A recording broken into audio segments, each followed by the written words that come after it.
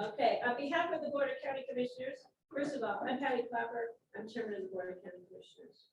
Until January, when Francis Jacober takes over from me. On behalf of the Board of County Commissioners, it is my honor and privilege to welcome all of you, the members of the Community Growth Advisory Committee, to this afternoon's kickoff meeting, to your first official advisory committee meeting. It was of greatest importance to the BOCC that this advisory committee be diverse, with a balanced sector representation. Therefore, the reason why you are here today, sitting alongside members of your advisory committee that represent a broad cross-section of our community.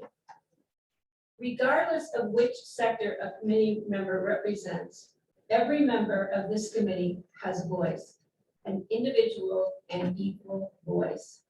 And at the end of the day, the recommendations made by this committee will be best moved forward to the Planning and Zoning Commission with a solid voice.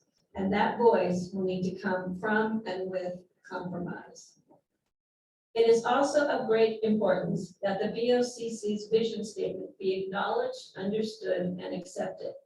This statement being, utilize growth management and the land use code to meet our climate action goals while creating an equitable, sustainable, and resilient regional quality of life and economy for the future. As this vision statement is the overarching umbrella as to the purpose for creating the Community Growth Advisory Committee. It was after a great deal of discussion that the BOCC decided to prioritize meeting current, if not also future climate action goals as part of revisiting growth management in addition to making changes to the land use code. And when making this decision, the BOCC also recognized the importance of maintaining community character and protecting our local quality of life. I want to thank you, each and every member of the Community Growth Advisory Committee, for committing your time and energy to the most important effort. In addition to the fact you have also committed your brain cells, as the amount of data and information the county staff has already provided you with is more than substantial. And chances are that there will be even more data and information coming your way. And again, please know that your voices will be heard and your recommendations will be fully acknowledged and thoughtfully considered. Thank you. Turn it to Kelly first, who wants to say a few words. Hi, everyone. Welcome. I'm Kelly Nicholas Curry, one of the other commissioners on our 5-member board, and I'm just thrilled to welcome you all here today on this important work upon which you're about to endeavor. I have thought that if we are to be serious about climate change, then we need to look at the largest sources of emissions in Pickens County, which is our built environment. And I believe that you are all charged with the talent and the thoughtfulness to do that and bring back some very important, serious, credible recommendations for us to take on. And I look forward to the work that you're all about to do. I think it is as important as any other efforts and changes that have been made to our land use code in Pickens County. And I wish you all the best of luck and fortitude and graciousness and support from me and the rest of our board in the months ahead. So thank you. And now Francis Jacober.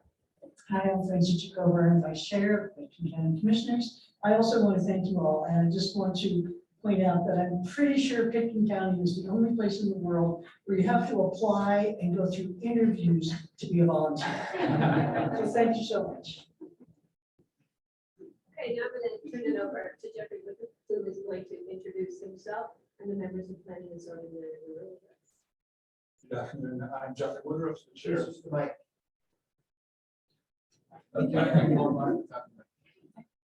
Hi. I'm Jeffrey Woodruff. I've been the chair of planning and zoning for the better part of 2 years. I hope to get over to Suzanne Caskey in January.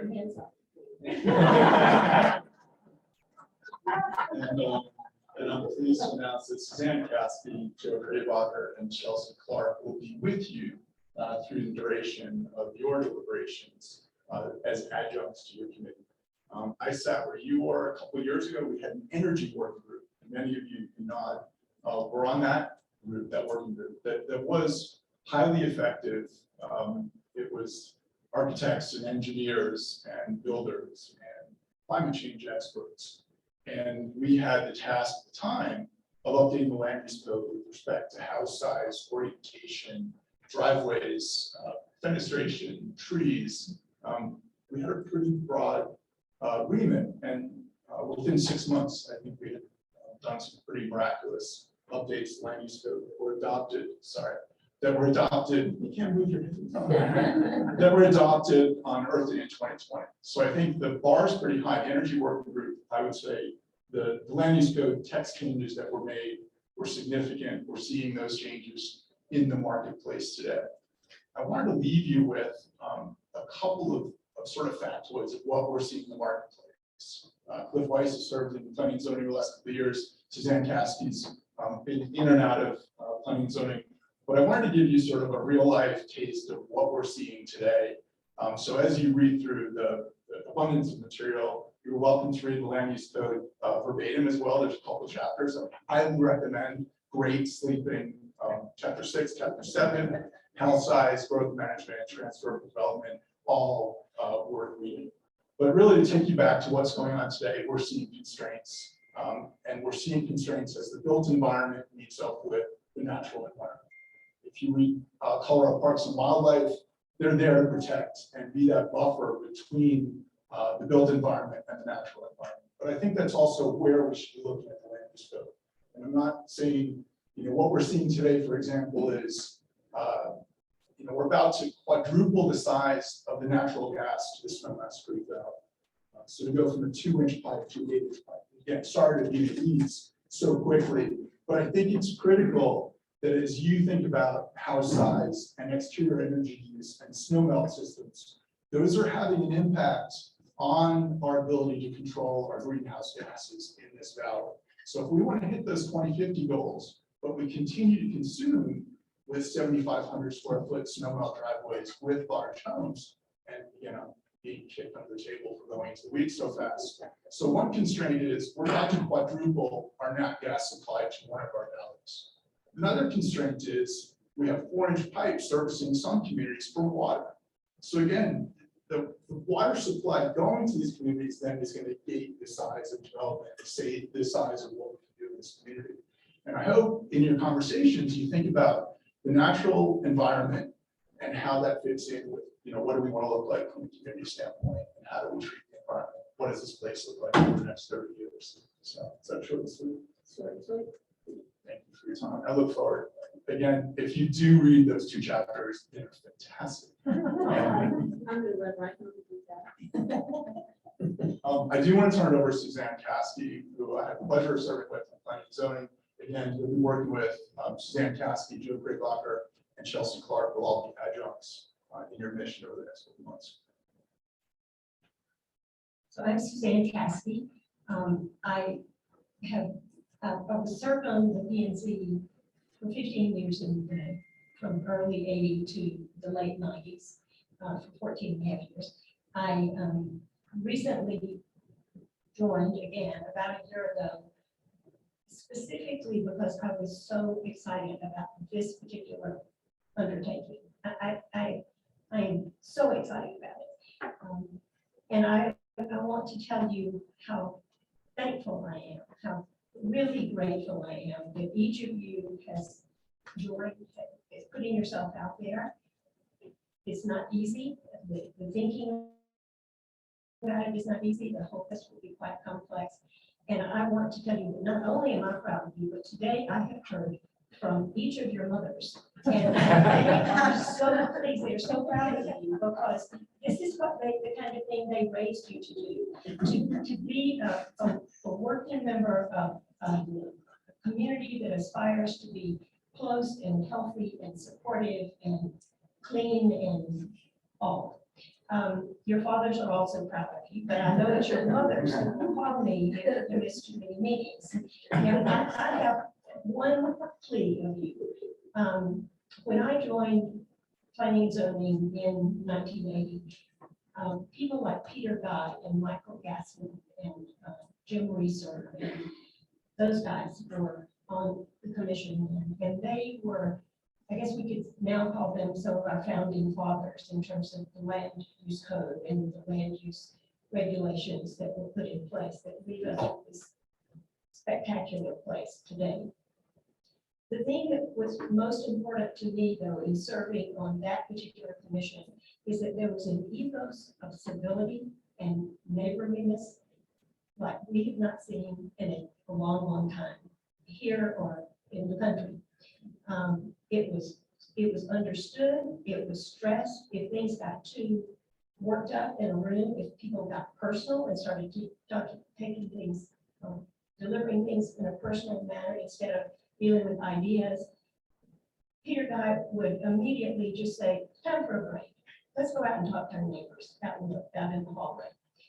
It always worked. And so my hope is that not only would you take on this enormous task that you are undertaking, but that you will help our community through this very process heal from all that we've been through in the past few years, especially the effects of the pandemic. Hoping that one of the effects of the pandemic will be that we now realize that we really are all in this together. We're all together. And it's not only that we can pass the virus on, but we can pass on good and bad things. So I will say my prayers at night that we will all remember to be civil and kind and act like we're neighbors as we are and then see one another on the street. And I wish you well. I'm very, very grateful for all that you all are doing in the time. Okay, now we're tuning it for that. Can you turn my mic on? Okay. So, sorry to disappoint you guys.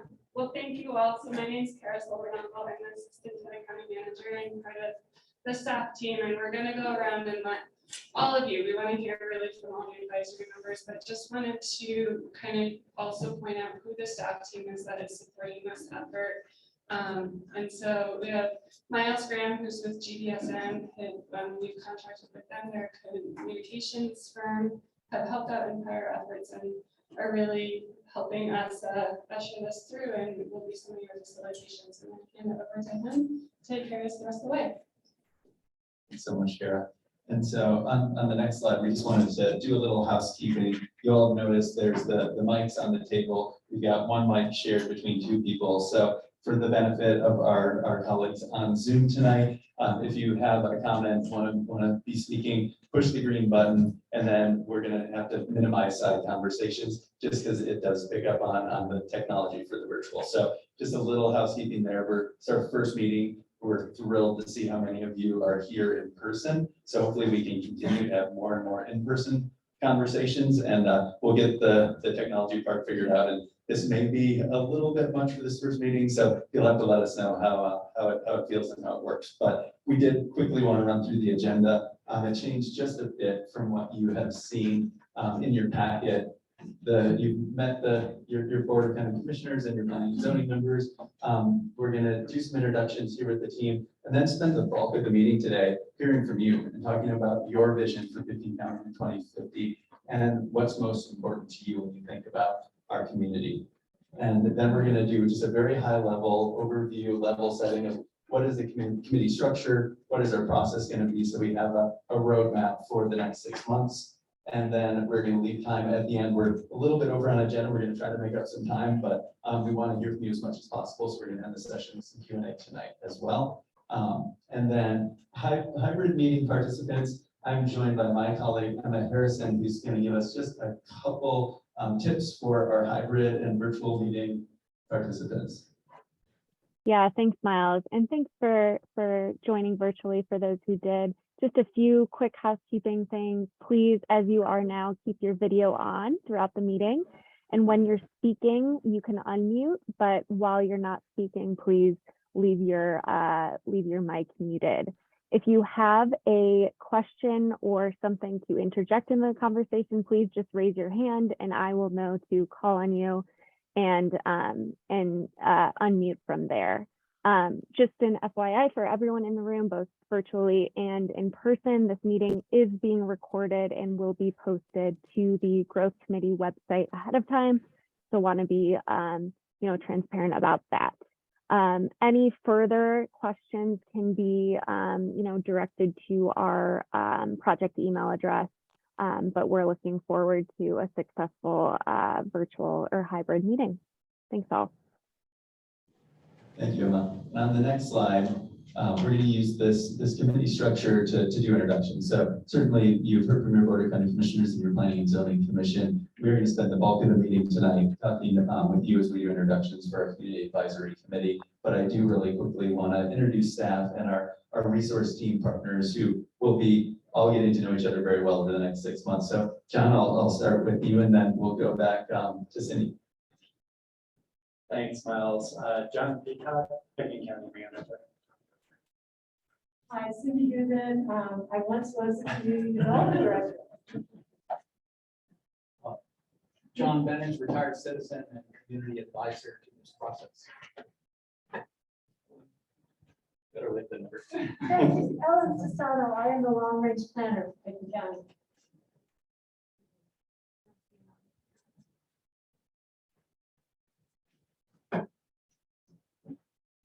I love it. Hi there, Alex Sanchez, Community Development Analyst, be helping with the data on this. And Marcy Suazo, I'm the Communications Manager for Beacon County.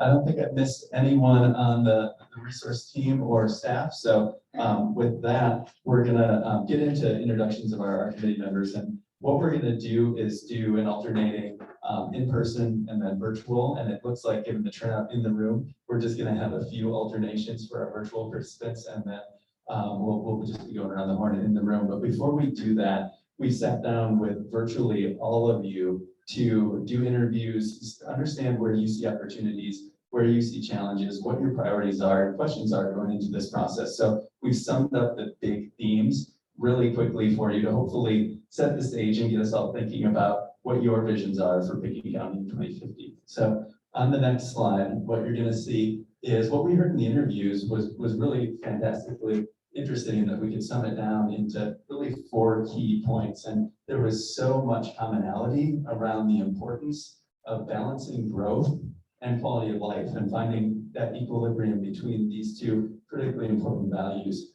and the preservation of the small town rural character and environment and balancing that with the economic vitality that continues to come up in some of these conversations. Also sustaining a community where there's a pathway to living and working where you live and living where you work.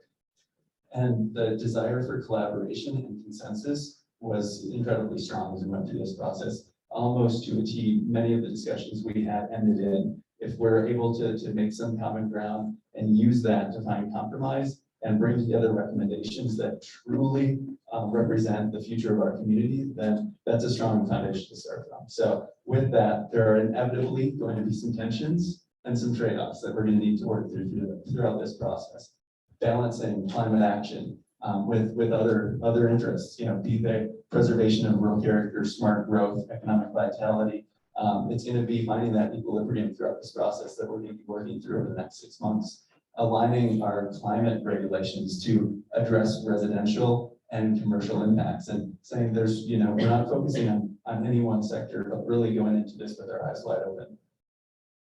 And then weighing the economic vitality with environmental sustainability. That comes back to that balance and that equilibrium and finding that sweet spot as we work through where is their common ground, where are their commonalities, and then how do we find compromise around some of these bigger tensions. So with that, we're gonna go start by going around the horn, and we'd like to hear from everybody. Try to keep it to a few minutes, bonus points for brevity, because we do have a short agenda and a lot to get through tonight. But we want to hear from your name, occupation, and then what's your vision for Picking County in 2050? In plain English, what's most important to you when you think about the future of Picking County? So we want to use this as a basis to really understand what are our shared values that we can use to really drive a values-driven process over the next 6 months as we work through the land use strategy. So with that, let's Emma, since we only have a few virtual participants, maybe we start there and then we'll alternate to Going back in the room, and Michael, I think we'll start with you after we do our first virtual, so you're on deck, and then we'll go clockwise around the circle. Great. So from the virtual side, we'll start with Adam. Okay. Hi, everybody. Great to meet you all virtually here. So I couldn't be there today. I'm out of town at a meeting. I know many of you, have worked with many of you, and have followed a lot of the work that had happened previously, before kind of hitting pause and COVID on the effort. My business, I'm a housing developer. I've done a lot of projects in the area, mostly in and around Aspen. A lot focused on affordable housing, and now almost exclusively on workforce and affordable housing across Western Colorado. So as I mentioned, I'm thrilled that this is happening now and it didn't fully get baked out 2 years ago, because I do think the world, the valley, everything is a different place and a different set of considerations. I'll generally approach the effort, kind of from a houser standpoint and a workforce housing standpoint, but also just looking at the broader, character and pattern of, of development and growth, and, really hoping to see true data evidence on the impacts that we're having as it relates to how we're living and where we're living, the patterns, not just the homes and the sizes and the energy efficiency, but where are people truly coming from, where are they working? Because I do think it's very different today than a few years ago. I am a firm believer of, building community around where people live and work. It's not always perfect, but I think really learning and understanding the difference of those patterns today versus years ago or a few years ago, and just understanding what's the right solution and the right approach to housing our community, across the different user types, for sure, in our different locations, whether it's, in around a town municipality or in the rural area and character. So again, I'm thrilled with the makeup of the group. I love the process and the true rigor behind, what this is. And I really do look forward to, participating and being part of a big success here. Adam, thank you so much. And Michael. My name is Michael Miracle. I'm the Director of Community Engagement at Aspen Ski Company. I sit in the Sustainability Department. I've been in that role for almost 7 years now. I've been in the Valley for 17. My vision, I guess, I'll be 79 years old in 2050, and I hope that I and the community are still skiing a lot. So, I'm going to be just, have a goal now of skiing my age every year. So 79 days, we got to be open that long for me to do it. And I think, I'm looking for us to figure out how to kind of create a balanced, functional community. I think the residential sector, an economy makes a place, and I think the residential sector has increasingly become a defining aspect of our economy. And I look forward to digging in on that and understanding, the full range of positive and negative implications and the areas of opportunity. Michael, thank you for modeling a great name, occupation, and vision. Skiing in a balanced, functional community. I think that's a short, concise vision that we can all strive for. So Emma, I'm going to put it back to you for our virtual. Thanks, Miles. Rick? Good afternoon, everybody, and thanks for having me. I actually live about maybe a quarter mile from the Pickens County line in Eagle County, in the town of Basalt, over by Albany Park and the kilns. And I've been around for long enough to understand what happens when you make a decision 40 years ago, and how you think you're on the right path, and how it turns out sometimes. I'm glad Suzanne mentioned Peter Guy. He was my mentor.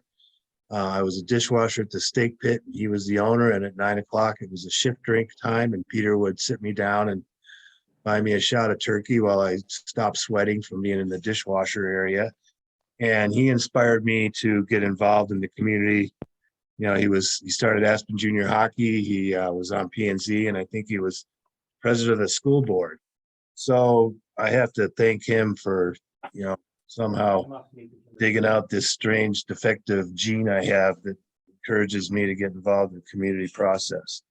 So that's my background, more or less. I think that some of the things that we're going to be talking about, small town character, sustainability of a community, quality of life. Those are things that trigger some people's opinions that are very strongly embedded.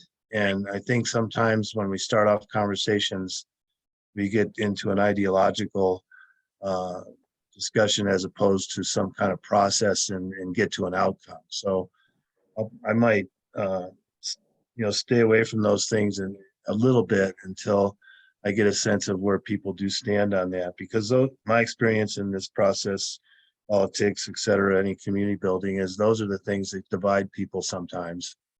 And those are the things that are very different for everyone in this room, probably, if you define it differently. Michael defined his as being able to ski at 79.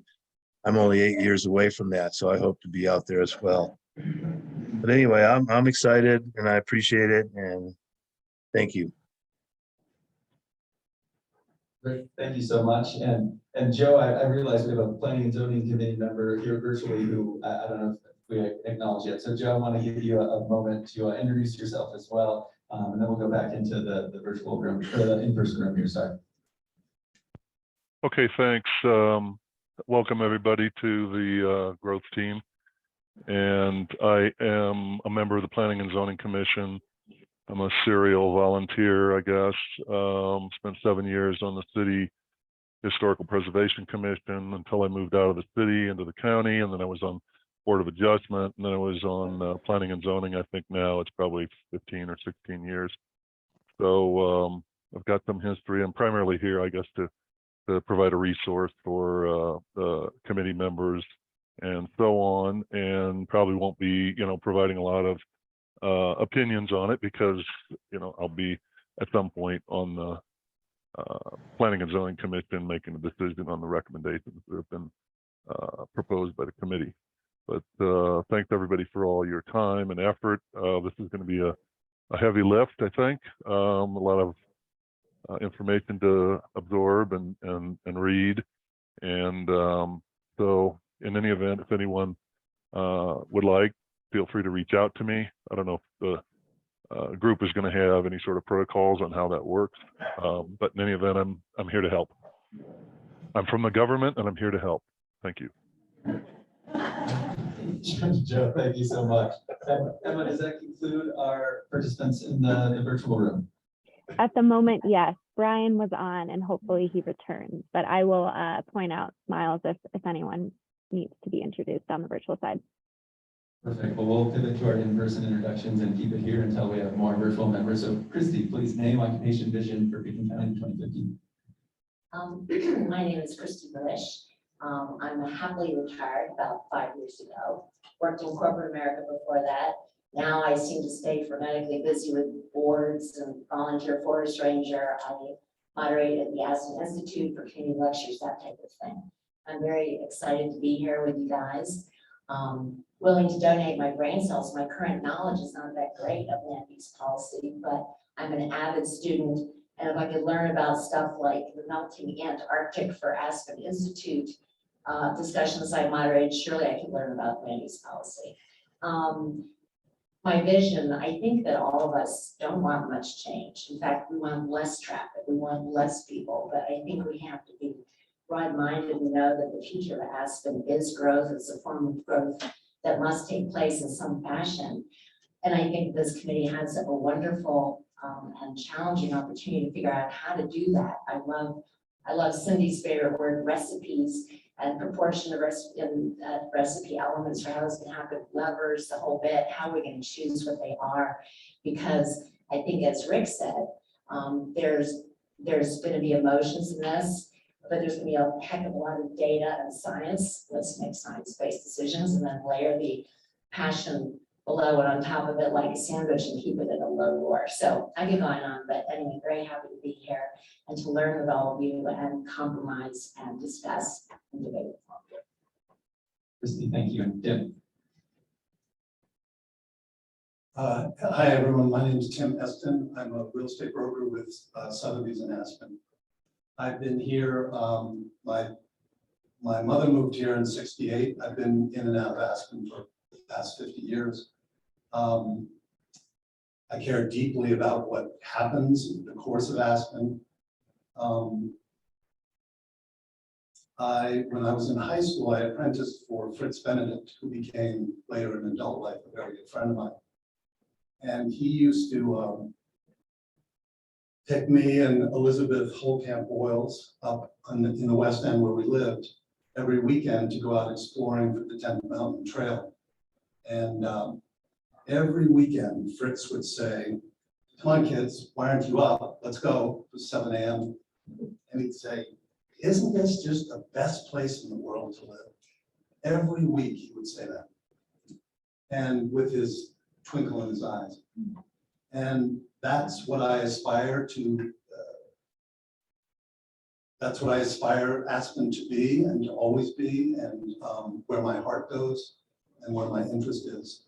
I see a lot of people coming into Aspen, obviously as a broker, what they love about Aspen, what they want to protect. And I think that's a very valuable perspective as well. It's great to be here. Thanks. Thanks for being here. Sierra. Hey, everybody. It's really a pleasure to be with you all tonight. I'm really excited about this opportunity to collaborate with you all and explore and learn and ultimately make some really meaningful invitations to the county about how to evolve in a way that we are in service to the biosphere as a whole and to all of the inhabitants, human and non-human here. I've spent the bulk of my career working in environmental sustainability with campuses and universities and businesses, and just moved back here after 20 years. I have a personal interest in protecting some of the old growth trees around where I live. I'm also serving on the Snowcap caucus. Represent, that's so far. And lately I've been more of a student of living systems principles, and so I'm really excited to bring some of those frameworks and resources in. And I guess my vision for the county would be a decarbonized, decolonized, regenerative environment that's in service to all of life. Thank you. Sierra, thank you so much. Max, name, occupation, and vision for Picking County in 2050. Hi, my name's Max Phyllis. Born and raised in this valley, and similar to Tim. When you're born and raised here, you notice the beauty that's all around you, and you love this place. And like all of us, sure, we'd love to cap that growth right where we first started. But we all know that it's not possible, so we want to do it as smartly as possible. I'm a builder. I own Divide Creek Builders. I've sat on quite a few of the advisory boards over the last several years at the county. And so I've really been keeping up with this, and I feel this is kind of a culmination of all those different efforts that I've put forth. I'm really looking forward to it, hoping I bring a unique perspective. But really, I mean, part of what I see here is a room full of really smart people. I'm hoping to hear your thoughts and be able to put my input in, and hopefully we can collaborate on something that we're all really proud of. As I said, born and raised in this valley, and I plan to raise my kids here, and I'd love to make something that they can be proud of, that they're not just going around the valley saying, "That's the house my dad built." I want them to be able to say, "Here's what my dad did for this valley, and look what a beautiful valley is." So Thanks. Thank you so much. Nick. My name is Nick Chan. I am an architect, and I moved to the valley in 2007, kind of to be a ski bum, but also to pursue my career as an architect. And I thought I'd stay here, like a lot of common stories, just for a year or two, season or two, but I'm still here. I'm married with a 2-year-old now, and I love it here. I love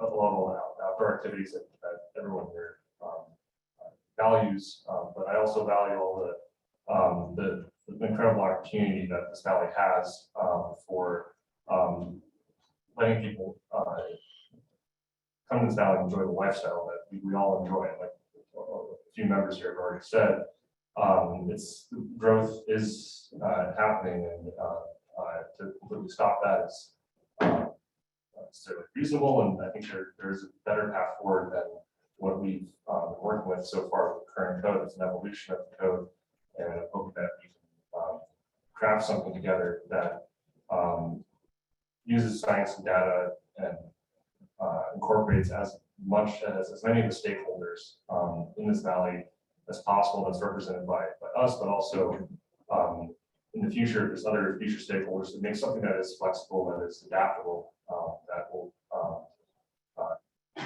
address growing different new concerns as things develop in the future. Yeah, thanks. I think that's a theme that's starting to come up, is that change is inevitable, but by using our values, by using data and science, managing that change is one of the commonalities I'm hearing already. So thank you for that. And Doug. Hi, I'm Doug Throm. I'm a general contractor. I've been in the Valley for 50+ years. I grew up here. I raised my family here, and it's the greatest place in the world to live, I believe. And I think that we want to keep that way. And so I think the values that I believe that all of us are speaking out about are important. And so I think it's really important that we let the new people that are coming into our community understand what those values are, and that they need to adjust to what we are, not have them come in and bring their values from outside communities and try and change our community to what that is. And so I'm hoping that I can help with that, and I'm hoping that we can use all of our tools to let the greater community know what those values are.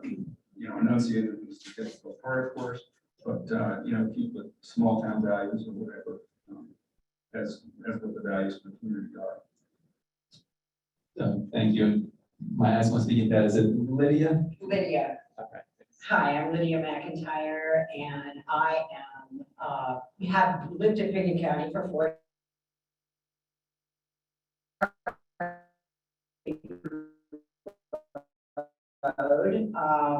so I am representing Low County, and it is a beautiful place to live. I am an avid hiker. I'm part of the Forest Conservancy, and do a lot of up valley hiking as well. The growth seems to valley, and I want to represent perhaps the lower valley and the issues. Land steward, my husband and I own a ranch in Carbondale, and we preserved that with a conservation easement 48 years ago. So seeing growth in Carbondale has been overwhelming lately. And I know this doesn't have to do with Carbondale, but I think that maintaining all of the things that we have in front of us, such as growth management and the environment, are important, not only in Pickett County, but in any county around us. So perhaps we can share our knowledge with other counties that surround us. My vision is to just always have this beautiful place to be, because it is one of the nicest places on earth. And I'm a realtor. That's my job.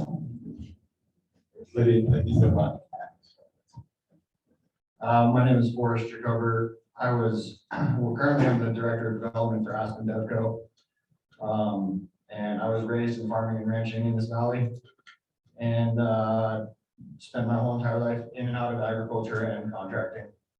So my vision for Pickett County is for in 2050 for it to be a county of equity in classes of people, equity with development practices and sustainability, equity between growth and the environment, and equity between growth and maintaining like an agriculture basis here that can protect the open space. Forrest, thank you so much. And Joe. Joe Wells, currently coordinator of the Castle Creek Caucus, retired land use planning consultant, former member of the Aspen-Pitkin County planning staff. My personal feeling about our situation is that we've been through a difficult couple of years with a large influx of people into our community who don't really understand the community. I'm hoping now that the pandemic seems to be fading, that we'll get back to a more normal situation, more normal amount of growth. Perhaps a slackening of the real estate values. Perhaps I'm dreaming about that. But I hope during this process, we'll look at a broad range of issues, and try to bring us back to balance again. Thanks. Joe, thanks. And there's balance coming up again as a theme. Randy. My name is Randy Gold. My company is the Aspen Appraisal Group. I've been a real estate appraiser in Aspen, in Benton County since 1978. I've been in town for pushing 50 years. So I think I've got a pretty good understanding of land use. We've got a pretty good understanding of value and what is valuable and how changes in the land use code may impact value. So I hope to bring some of that to the table here. I'm looking forward to this process. I think the BOCC did a good job in selecting a diversity of opinions and life experience on the board. Probably know, I don't know, a third of the people that are here. And so I'm looking forward to understanding and appreciating the input from everybody. In 2050, my vision is to still be alive. I could be pushing it. I doubt I'm going to be skiing in 2050 still. There's a lot of aspects to growth. When I was on my bike this morning, I was really appreciating riding in South Castle Creek, appreciating all the open space that we have. And I want this committee and as we move forward to really appreciate the rural open lands that we've got in the county. Of course, how beautiful it is. We all appreciate that. And also understand that growth is inevitable and it's not all bad. There can be good aspects to growth and bad aspects to growth. And I think we need to understand and try to get our hands around all of that and how that's going to change and progress moving forward. So my vision really for 2050 is just to end up with a county that truly does appreciate its beauty, its rural spaces, and still recognize that growth is happening and that we're going to do the best we can to sustain that growth and control it in a way that doesn't negatively impact the rest of the town. Thank you, Randy. That's very well said. Cliff. Hi, I'm Cliff Weiss. I too moved here in the 70s, raised my family here. I've been on city P&Z for 6 years, 5 years with the county P&Z until this previous April. I'm recovering.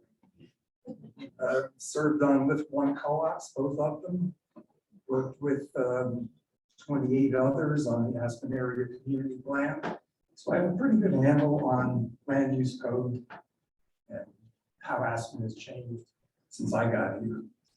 I retired from marketing resorts, international resorts, for 30 years, and presently I'm a ski instructor. My vision, I guess, is that we do no more harm to the quality of life. By that, I mean our open space, our trails, what we've all come here for. Simply put. Thank you very much, Cliff. Hi, my name is Morgan Boyles, and I'm the director of the Brown Huts, is the backcountry huts that connect Aspen to Crestview. And I grew up here in the valley and feel so lucky to have been able to move back here to the valley, which is a very special thing.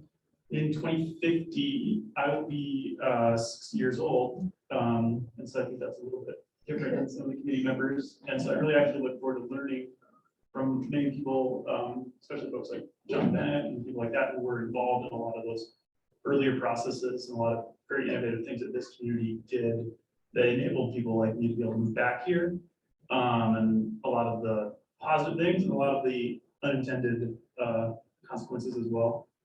I really hope that our community is a resilient community, because when we talk, this whole focus is on climate and greenhouse gas emissions, and the actual impact of those things in 2050 will really be challenging us as a community and how we adapt to the new future that we're walking into. And we've been able to see some of that with increased wildfire risk, et cetera, et cetera. And something like after our community went through the Lake Christine fire, you see how important it is to live in a community that has people like this, who are in this room, of a diverse skill set, diverse knowledge, diverse perspectives on things, rather than just a community that only has one industry, one type of thing. I'm also fascinated to look at growth with different metrics, because our valley functions as a whole economy. Lydia was referencing this a little bit, where population has not been growing in Pickett County, but the impacts and decisions made in Pickett County affect the valley as a whole.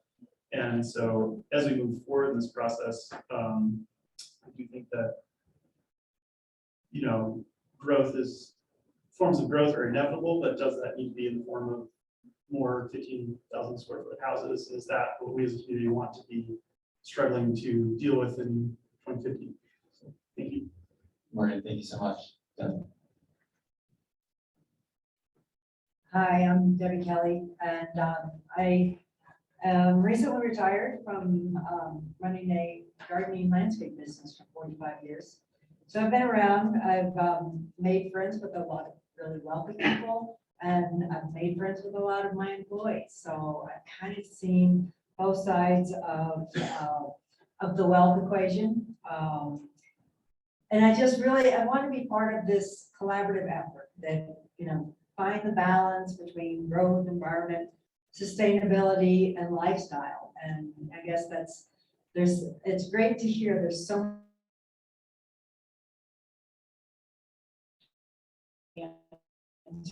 but I really want to be part of all the ideas,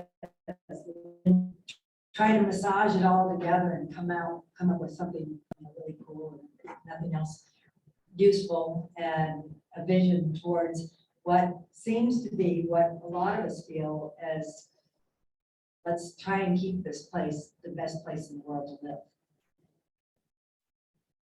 Okay, thank you so much. Bill. My name is Bill Sterling, and this is my 50th year. And I came here on a sabbatical for my teaching push-outs from high school in Harlem. And I'm still on sabbatical. And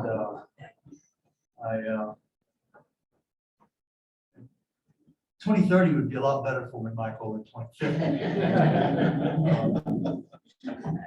Not just in terms of my reaching that, but in terms of the urgency of what we have to do. And I was a bartender, a carpenter, sort of a carpenter's apprentice for a couple of years, and then I started a company called Sterling Homes, and it was a property management company dealing with also sales and rentals. And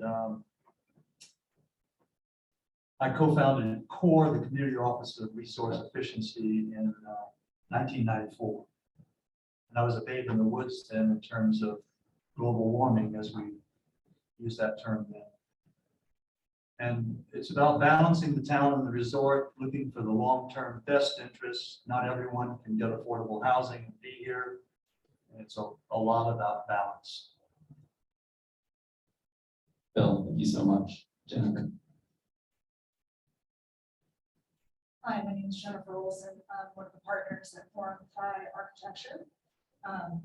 Sad to say, it's not great to be 20th in this room of intelligent people and trying to come up with something unique. So sorry, guys, whoever's after me. But I think everyone here is saying, you know, all the sentiments that I would speak as well, which is finding equilibrium, balance in the community. I look at that as kind of that balance between people and place, and that's inside, that's outside, that's this group of people. This is community that we're all getting together to try to make a decision, and hopefully a good one, come up with some ideas, and balance that with everything that we love to do outside these doors and in this wonderful place. So good luck, you guys. Jennifer, you're right. It does get harder as we go. I know, can I just say my name? I said bonus points for brevity, so interpret that however you want. No, this is homework assignment.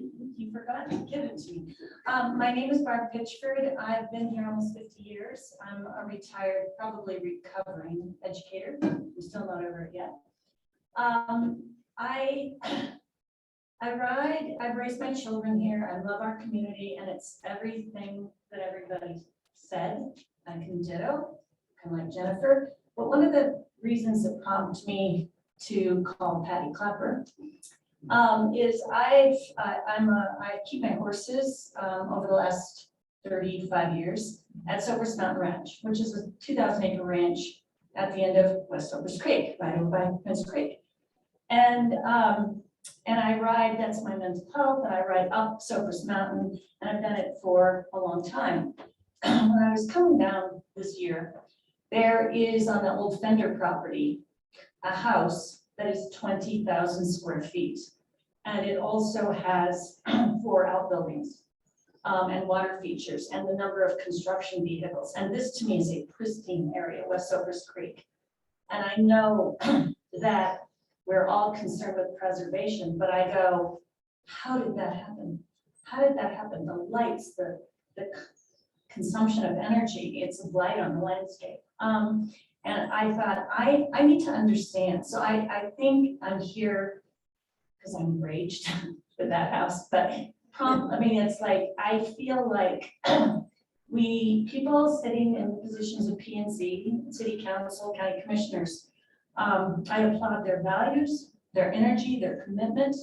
I'm with them on that, but but the disconnect for me is how we talk about the environment, we care about the environment, we have core, we have all these things, and then something like that happens.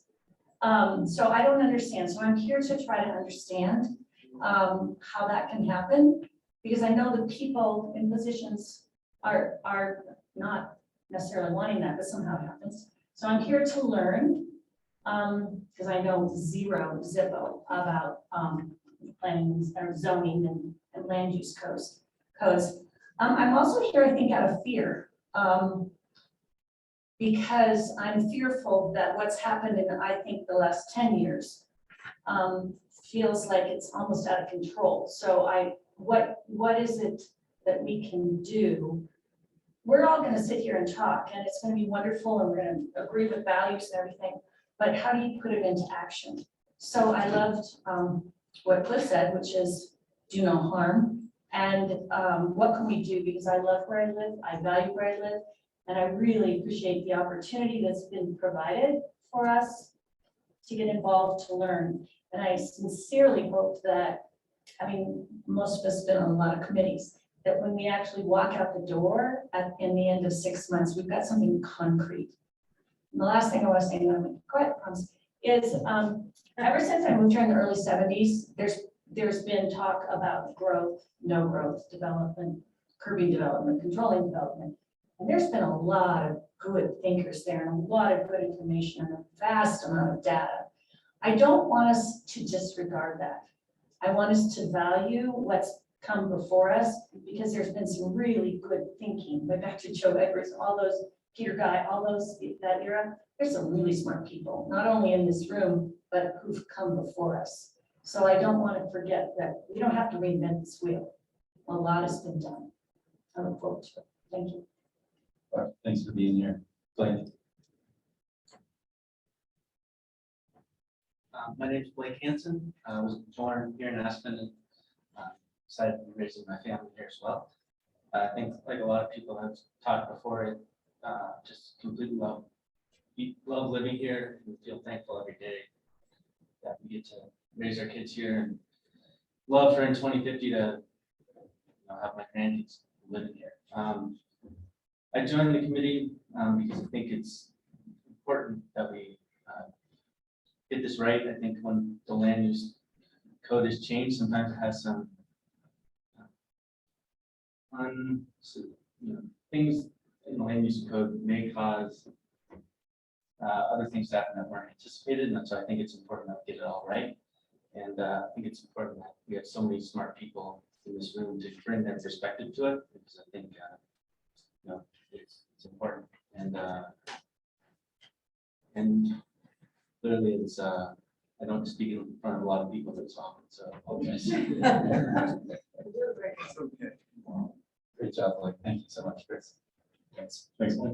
Hey, everybody, my name is Chris Mengis. I think I'm the most like junior to the Valley person in the room, which is incredible. I've lived here for about 9 years. I moved here from Crested Butte, and I grew up in DC. And I think like everybody, you know, when I got here, there was a version of this place to me that was like, this is it. It's everything I love. It, you know, has the vibrancy of kind of where I came from and the, you know, access to outdoors that I loved about the Western Slope.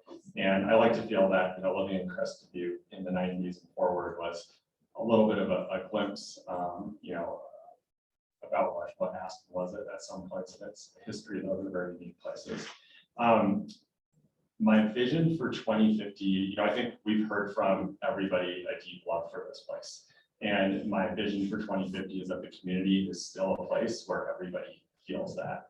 I think there are a lot of things that unite us in that, but I feel like this is also a place that, you know, people that have different interests can find, you know, their balance of kind of the mind, body, spirit, quality of life, et cetera, ideal that we've all spoken to.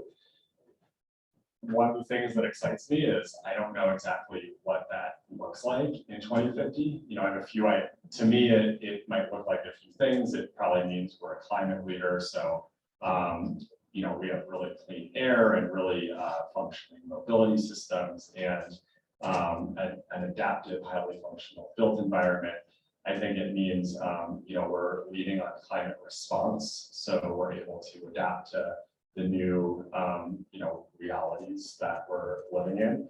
And it also probably means that we're, to me, you know, that we're more equitable, accessible, and diverse. So we're seeing, you know, a really vibrant community continuing to grow. I'll share really quick, in my day job, I'm the Director of Climate Action for the Nature Conservancy in Colorado. So I'm working primarily on state policy around a lot of these issues. I'm new in that role. Before that, I managed climate sustainability programs for the city of Aspen. Got to work with a ton of great folks throughout the community and in the local governments, and also led the development of the city of Aspen's climate action plan. And one thing I, you know, always loved about that work was just bringing together a range of interests to tackle challenges. Even though I don't think we know exactly what 2050 looks like, what really motivates me about this group is that there's a group of us here dedicated to getting in the weeds and trying to figure it out. And I'm so appreciative of the chance to jump into that with all of it. Chris, thanks so much. Hi, my name is Jessica Guerrero. I am a planner and a principal at Design Workshop, which is a land use and planning firm here in town.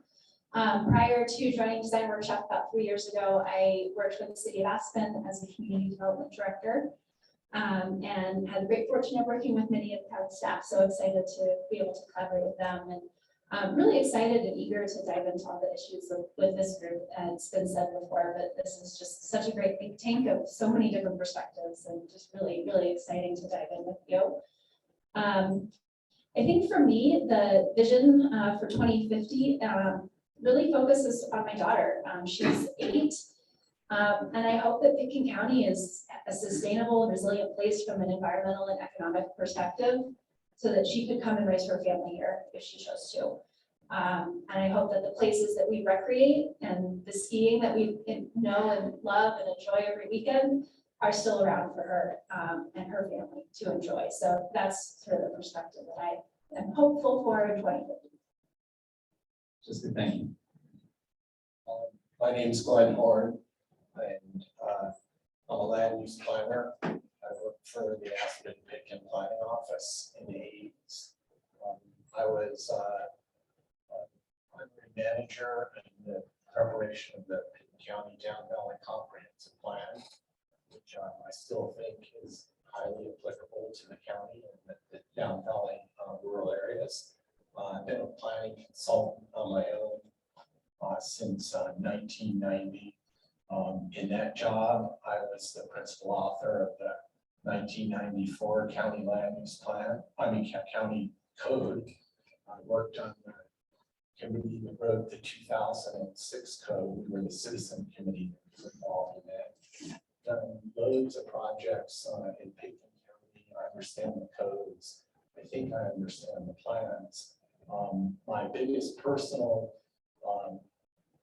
interest in Pickens County is to keep the rural areas as rural as possible and try to preserve what's left of the agricultural lands and the recreation in the rural areas.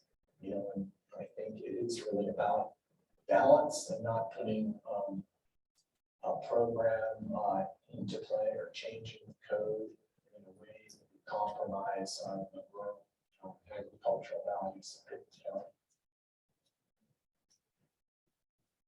Glenn, thank you so much. And we do want to take a few minutes just to acknowledge some of our members who aren't here. I believe we're missing 3 planning growth advisory committee members: Mona Newton, Brian Hannigan, and John McBride Jr. So they'll all be joining us at future meetings, but just wanted to take a moment to acknowledge some of our committee members who aren't here. And certainly you can tell the bulk of this agenda today was designed to get to know each other a little bit. We're going to spend a lot of time together over the next 6 months. Next, we want to just take a little time to go over the structure of the committee, the process that we're going to be going through, the procedural things, so we can really hit the ground running as we get into all the great topics that you all described in your vision. We're really excited to see so much commonality in some of the values, but also the frank discussions about the trade-offs that are going to be involved in. We're looking forward to working through that with all of you. So with that, I'm going to turn it over to John Peacock, our county manager, to walk us through the procedural. So I thought the screen would be bigger. Sorry. We'll talk through this. It's not that important to be able to see this. So you do have the bylaws in your packet, and there are just a few things that I want to talk about in there and maybe highlight for you. You're going to want to, from time to time, go back to the purpose and vision that's in these bylaws, because these are the whys. These are the whys for the board initiating this process, the whys for the board selecting you. And there were a lot of applicants, to Francie's point, for these seats. And so you were selected very, very deliberately, each and every one of you, for the unique either interest, perspective, and values that you bring to the table. And it's just so gratifying to hear everyone around the table here, because there are truly different interests represented. There's a common commitment to community. I'm already hearing it's just always so gratifying to hear that. But you know, within the purpose, the board in putting this committee together wanted to engage differing community perspectives on growth and development, to find compromises for the community that meet the vision that Patty talked about earlier. And that vision, just to reiterate, is to utilize growth management and the land use code to meet our climate action goals while creating an equitable, sustainable, and resilient regional quality of life and economy for the future. So a lot of you represented that. Now, let's talk about why that's going to be hard. Yeah, too many were putting in. No, John, you're going to give me a hard time about this after the meeting. But look, with growth comes change. And change is a source of community conflict. We've already talked about it around this table, right? We have different values. We have different views of what changes should and should not happen. And those views are deeply held. I am thoroughly convinced that all of you that have volunteered for a 6-month process have done so purely because you have a lot of passion for this community and you have deeply held values.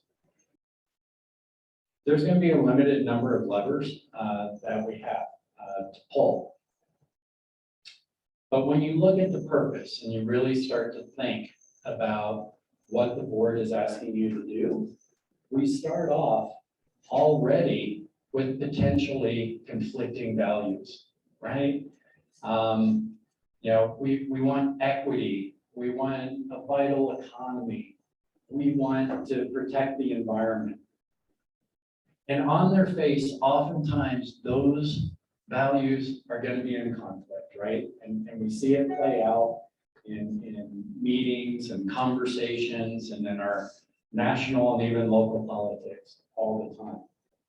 And so the why for bringing this group together is so that you have an opportunity to do the deep learning, the facts that so many of you talked about, to bring your stories, your passions, your experience to the table so that you can take that opportunity. The conflict that's going to emerge here as you go through this is also an opportunity for creativity. It's an opportunity to find that third rail. It's an opportunity to compromise, and it's an opportunity to find solutions that are acceptable to our community that meet this triple aim. It's going to be tough. And so as you go through it, a few things to keep in mind. I'm always asked when we create a committee like this, well, we're going to take our recommendations, right? They're going to listen to us. That's up to them, right? But I will tell you some wisdom that I've learned after doing this for 20 years. If you present a board with a 51-49%, this is what we want, that doesn't give them much to go on. But if you work for that hard-fought consensus, that hard-fought compromise, that really brings a supermajority, maybe all of you, to the table in supporting a recommendation, what I have seen from this board and what I have seen from previous boards is that they do pay attention to that. And so a lot of, if you want your recommendations to really be paid attention to, and most likely finding those compromises that allow you to build consensus, because you all were selected because you're a representative slice of the different interests in this community and different perspectives in this community. And the board knows that. And the harder you work towards that, the more likely it is 100% or 98% of what you recommend is going to make it through this process and improve our community going forward. So I hope that makes sense to all of you. You're all co-equals here. So shared leadership is going to be really, really important. It's going to be important that you really listen to each other, acknowledge each other as you're working to build those consensus recommendations. That does not mean that one or two of you gets a veto, right? At some point, there's got to be a process where the group can make decisions and move on.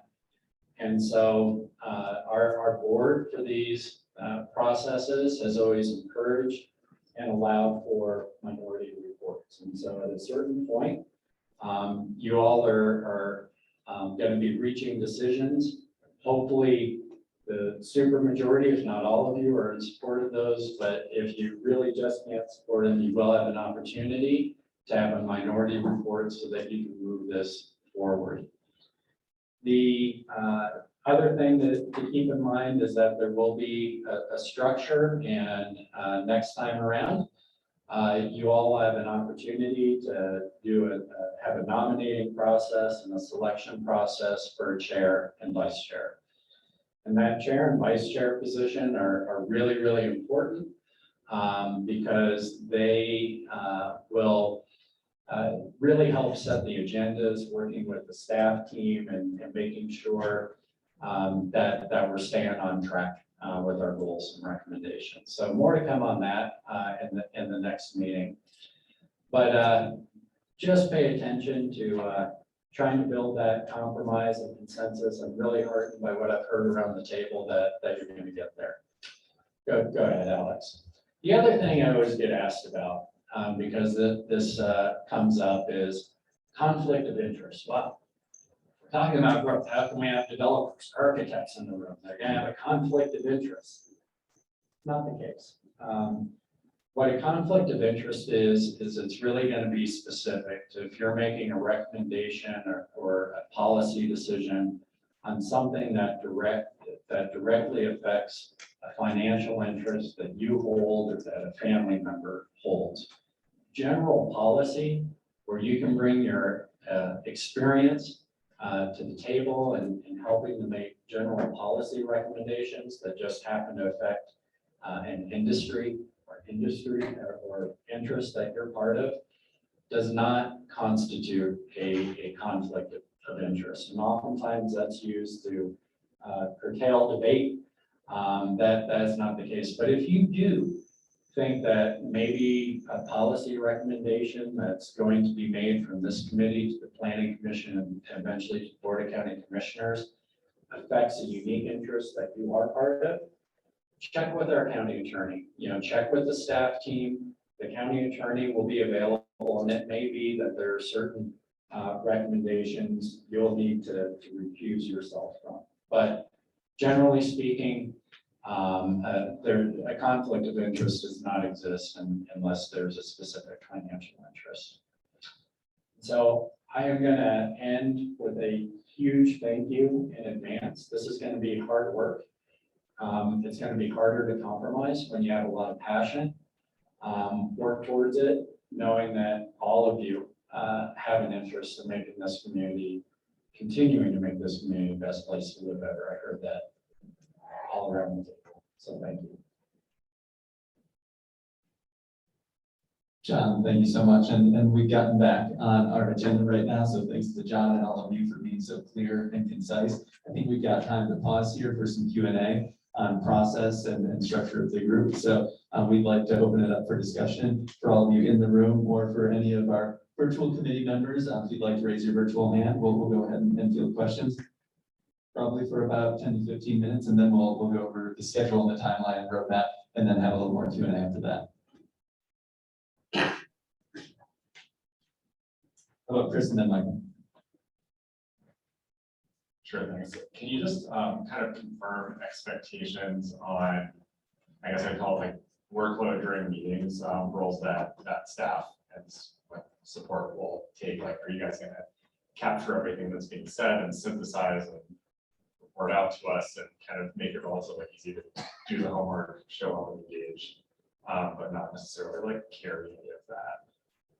Chris, that's a great question. And I think, as John said, the work, in the committee is going to be hard enough. So we're going to do all of the administrative housekeeping. We're going to work to develop the summaries from all of our minutes with the agenda for the following week, and then submit those to all of you 1 week in advance and get into that cadence. Because as you all know, barring a short break in early September, we're going to be meeting virtually every other week. And then we'll look at the schedule there. So Chris, to your point, there's going to be a resource page that's already on the website that you saw in your packets that will continue to be built out with data, and then all homework assignments and any materials to review in advance. So we come into these conversations well prepared, will be distributed a week in advance. So we're going to do our very best to make sure that all of that administrative work will be handled efficiently, and you'll be able to just dedicate your time to thinking big and working through the big topics. Does that adequately address your question, Chris?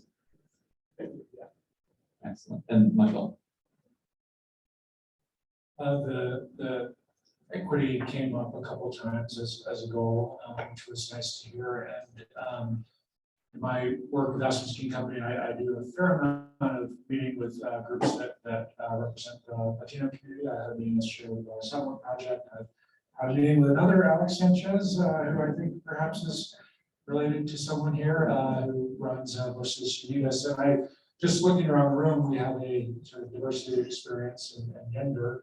But I'm wondering if we can recommend that maybe we hear from some of these groups, because there's a big workforce piece to this that I wonder if we need to get better information from and representation of, because as I talked to the overall teachers with relation. My dad, Yeah, because of the we talked about that, and I promised that I would represent that kind of view. So, Michael, it's a really important point.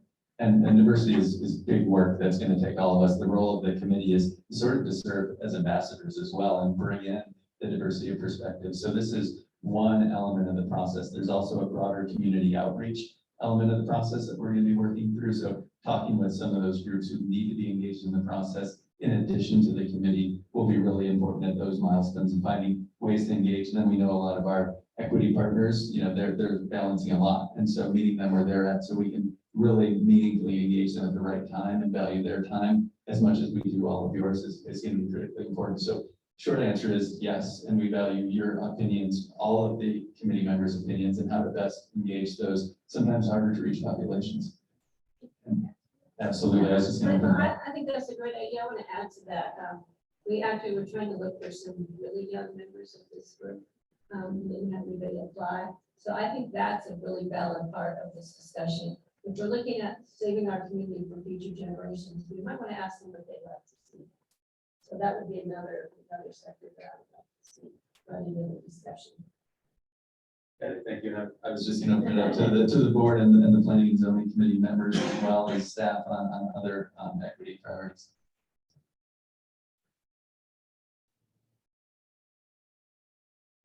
Excellent. Well, and Michael, so that this is going to be a question that we endeavor to answer throughout the process. It's not, we can check a box and we're done with it. We're going to have to keep asking this question throughout is, are we engaging everyone who needs to say in this process? And I echo, I appreciate it coming up.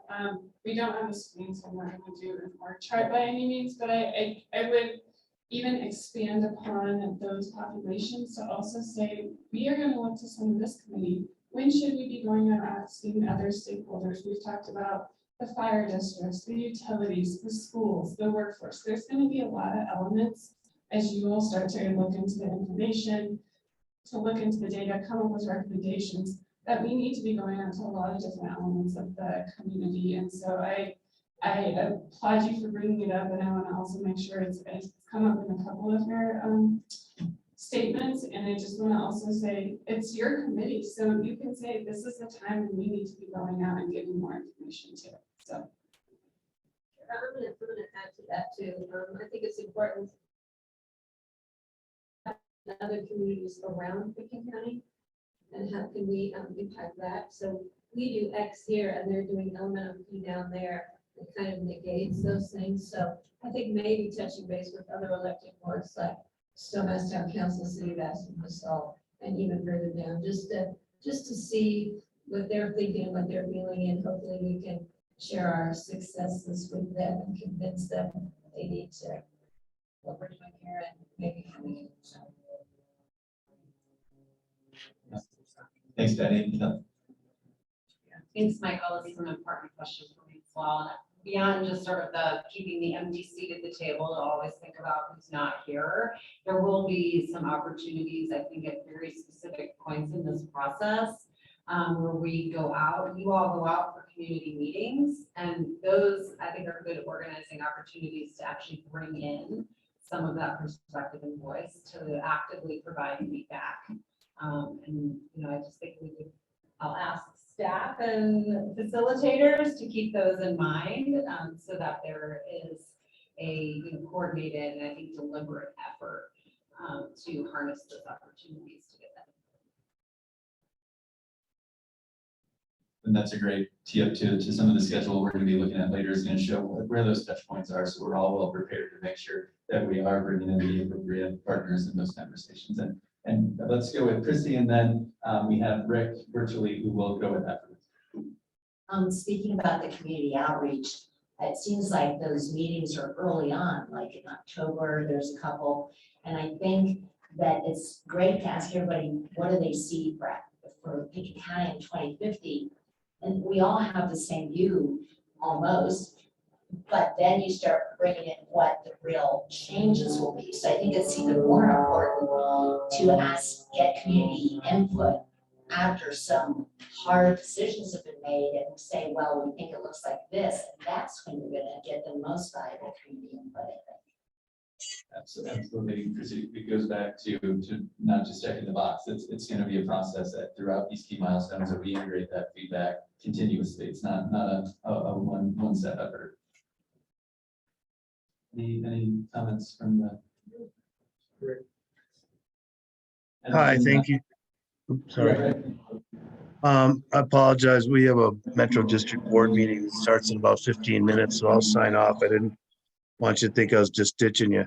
But I didn't catch the person's name who works with the state of Colorado on climate change and has some background here locally as well. And I didn't catch his name when the introductions were going around. So maybe that's a clue as to who that was. I can't, yeah. Oh, sorry, Rick. Yeah, hi, Chris Mengis, and I work for the Nature Conservancy, not the state, but I'm based here. Okay, well, one of the opportunities, just a public service announcement, I sent this information on. I have a fellowship with CSU that is focused on a global network of mountain partners called Mountain Sentinels, and we're bringing an event to BOCC in late September that has 19 partners from mountain communities all over the world. And we're also inviting a lot of local folks and a lot of local groups. And I'm hopeful that, I've sent it on to Cindy and Emma and Kara, that we can get some participation from this committee. These are mountain communities from Patagonia, Africa, Far East. A lot of indigenous people are coming from North America, and it's just starting to come together. So I wanted to get that out there. And the other thing, I agree with what John was saying about trade. The trade is based on trust. So I'm hoping that everybody can come with an open mind and that's something that I feel is really important to community building. And we learned a long time ago at the ski company, the consensus isn't necessarily 100%. Sometimes you got to give it up to get something. And we found that out the hard way. So I appreciate it. And thank you again. And I have lots of questions, but I'm sure they'll all get answered soon. Thank you. And I'll see you guys at the next meeting. Rick, thanks so much, and thanks for not just ghosting us. And to your point, that's a perfect setup for the questions tonight. We want to keep it very procedural structure on our process. We know there's a lot of big questions to Rick's point, and so we're going to be working through those continuously. There's always going to be at these meetings lots of time for dialogue. So for the questions tonight, if they're more focused on process and structure, we'll do our best to answer those and then get into the big heavy lifting later. Any other questions in the room? Yeah, Cliff, please. After seeing the vision statement, you mentioned a lot of buzz phrases in there like quality of life, of course, things that come up with my biggest concerns. They all seem to be leaning towards changes that will make to conserve energy and not contribute to climate change. Not everything in growth management necessarily has a big effect on climate change and or negative contribution to it. So I'm kind of concerned that are we going to be discussing or allowed to discuss things like rural and remote zone growth management competitions? But that's a great question, and I think what we've said in the previous slides too is it's how do we connect land use to those other considerations like climate, quality of life, open lands preservation, those types of things. But I'll defer to staff to answer the question on the guardrails and how we're going to approach some of those bigger issues. I feel like there's a consultant now in the room, that's better, but as far as for this process and from the voice direction, right, that the conversation is really how climate change and quality of life, you can't just, if we were just to do climate change, I think Commissioner Child said, we could all be on e-bikes, and what does that do for our quality of life? Are we really going to be getting to all the visioning pieces that you talked about, right? And vice versa, can we talk about quality of life without meeting those climate change goals? And so really then the parameters and the direction for the board for this group under that mission statement is looking at what is GMQS, what is the TBRs, and really what exists within the land use code. That if you look at unincorporated Pickens County, that's the biggest lever that Pickens County has in the changes that we're seeing. And so that really is the charge in this group. What are the levers within the land use code to meet those goals? And please. Nancy, you're I would be really disappointed if you didn't look at GMQS and TDRs in rural development. Really disappointed. She has no opinion. Patty or any other staff or team have additional comments on this one? I was hoping. Just one thing, I'm not sure I'm not sure how much everybody really has looked at the process part of things, and that this is the advisory committee, and then we have this resource team around you. And that resource team is going to ebb and flow with the resources you need.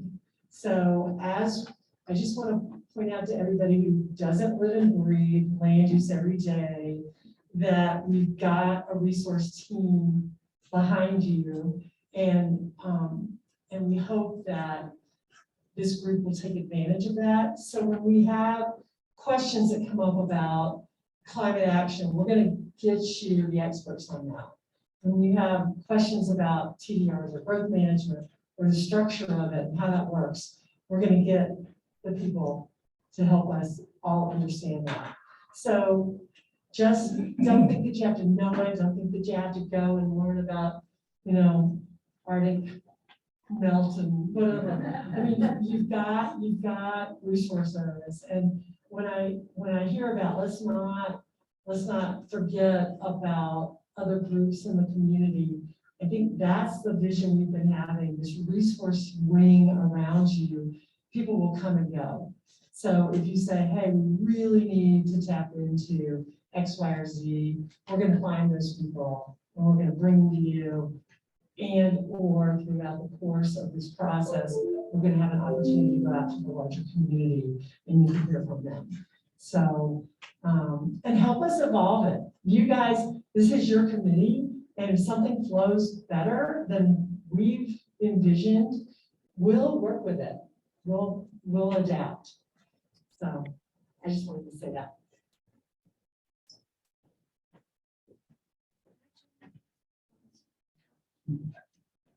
Cliff, I just want to answer your question, I think, a little more specifically, I think, about what I envision for some of your conversations to take place, because when this left off, 2 years ago, there was some conversation related to house size and locations and densities and things like that.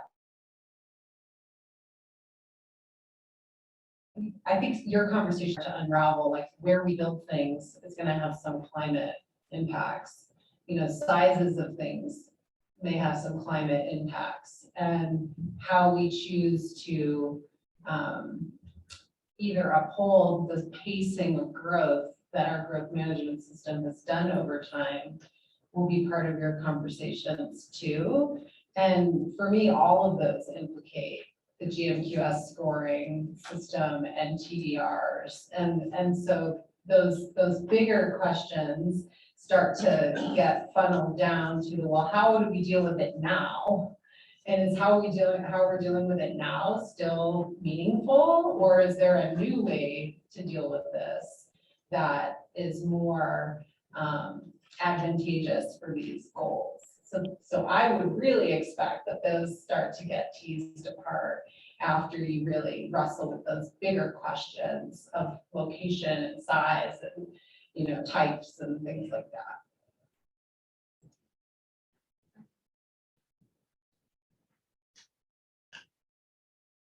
Or somebody else from the staff.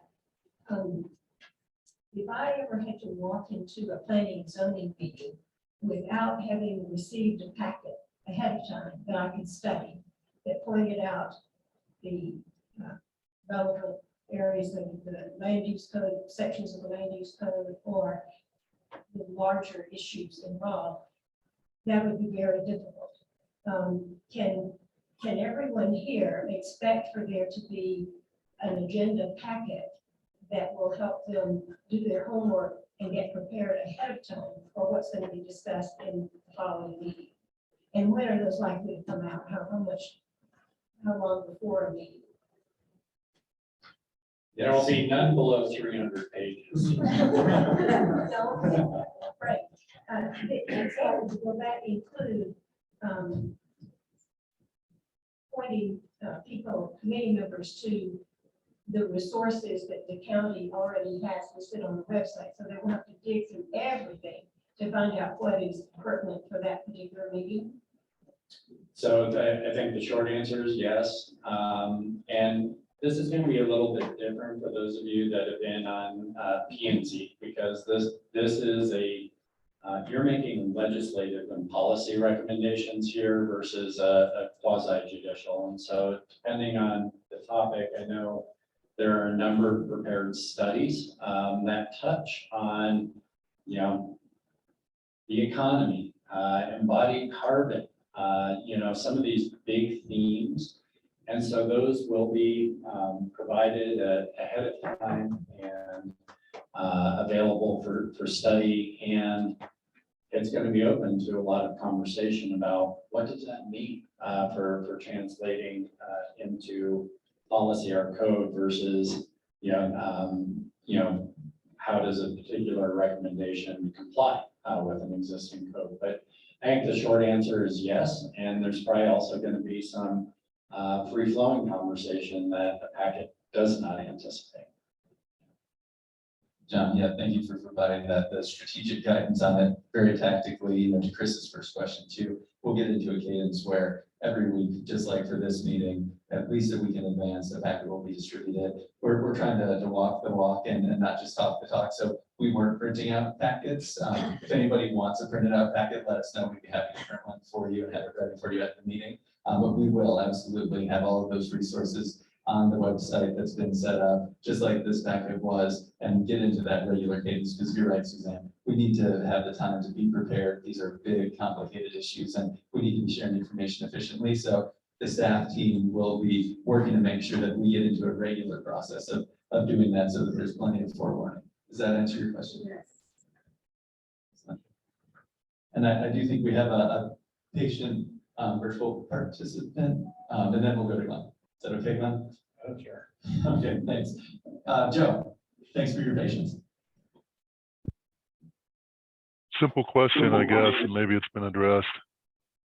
When will these meetings typically take place? Is there any potential that we could do these outside of those who have jobs when we're working? Just curious, what's the plan going forward? Are they going to be regular weekly, bi-weekly, or always on Thursdays, always 4 to 6, 5 to 7, etc.?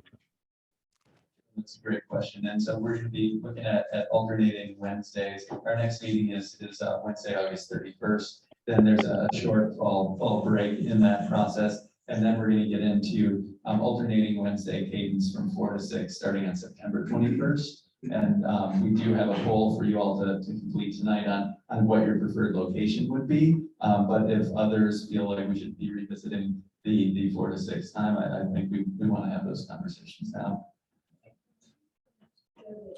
There's already a printed schedule.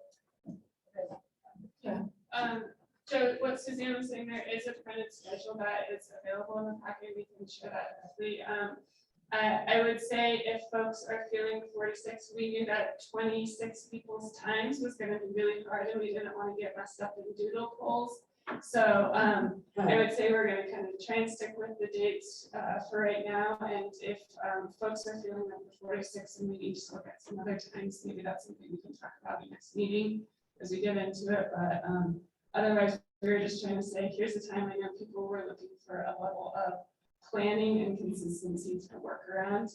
Again, this is for the committee pieces. Any meetings related to additional outreach to the community, I think there's a lot more flexibility in date and times. Thank you. Thanks, Joe. And Glenn. I was wondering about how about developing a loose leaf notebook, with materials and develop a library we're working with. I think it would be really helpful. And also a time frame for when a packet's going to be available before a meeting, so that we have enough time. Absolutely, and it'll be the commitment we've made, here tonight to Susan and Chris's question too, is 1 week in advance of each meeting, the pack will go out, and we're gonna try to beat that. And then we do have the virtual resource library, and if you'd like to go into print, we just don't want to print a lot of extra copies that don't be. Like I said, we're trying to walk the walk and talk the talk, so we're not gonna print them necessarily, but we'd be happy to support. And to your point, Glenn, I think as a lot of you have looked ahead, we have some pretty big studies that are coming out that have a lot of information. And what we talked about, and it sounds like maybe there's a desire here, is printing maybe 3 copies or something that people can check out and have as a get into the detail, because some of these are pretty thick studies, and then having those virtual. In addition to, if you would like a binder for your own personal copy, we can definitely make that happen. And does that answer your question? I guess, so we can get, what I want to know is, can we get paper materials? Absolutely, paper copies of everything and anything available upon request. Fair enough. Okay, perfect. Any other questions before we run through that schedule that we've been talking about? Checking the virtual team. Good. Okay. Oh, yeah, Sarah, please. What is the protocol for decision making for this group? Has that been established yet? Is that something we're all gonna look at and examine together? I'm just curious how we're gonna build consensus. That's a great point. And as John mentioned, we are going to have an appointed and an elected chair and co-chair for this committee. But Alex, if you want to go back to the committee structure that we had just a second ago, it does show the decision-making model and how that process will be handled. And then procedurally, our schedule will address it too. But essentially, you have your Board of County Commissioners here with the Planning and Zoning Commission. The recommendations that the Growth Advisory Committee will be developing are going to include feedback from the broader community, other key stakeholder organizations, such as the caucuses, with support from staff and resource team to develop recommendations from the advisory committee and this governing body up to your Planning and Zoning Commission and your Board of County Commissioners.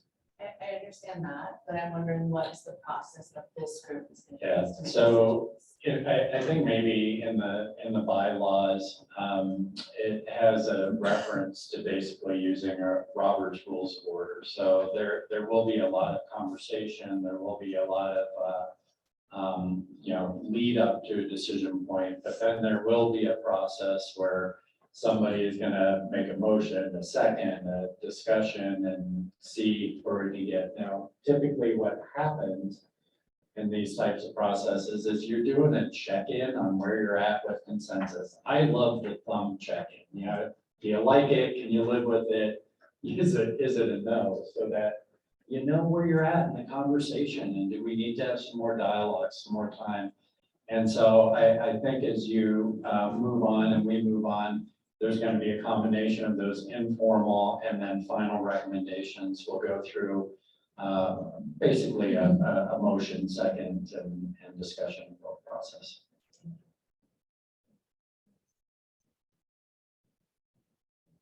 Cindy, you will remember, maybe Ellen, you will, the process that we use for decision-making in working with the Woody Creek caucus and then working with the Marine Castle Creek caucus to write their master plans.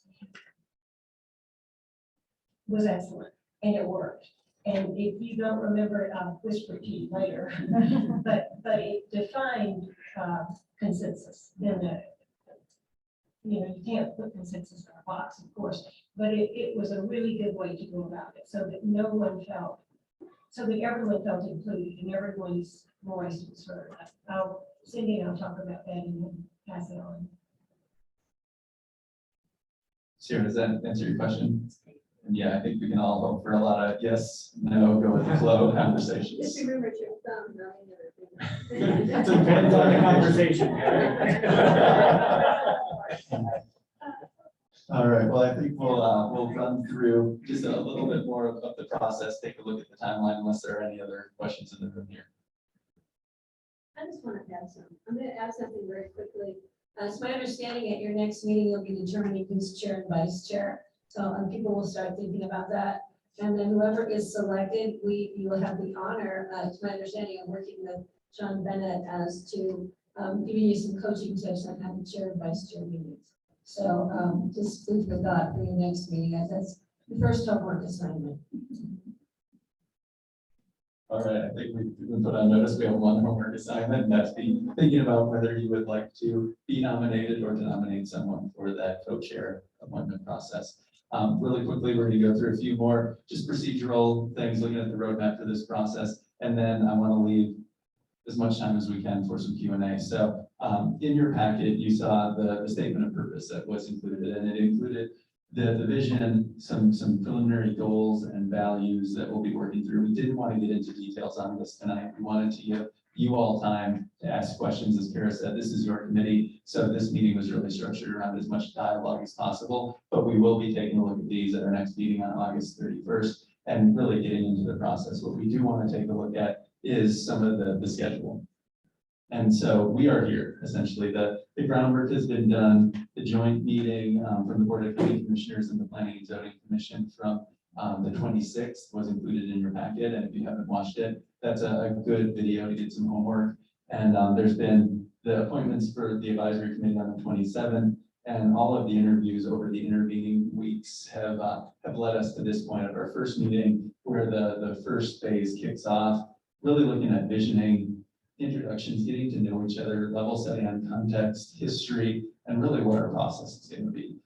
From there, we're going to look at the vision statements that you all shared with us tonight. How does that come together into shared values that really refine our statement of purpose and help us move forward with what I heard is a data-driven and a values-based process for tonight.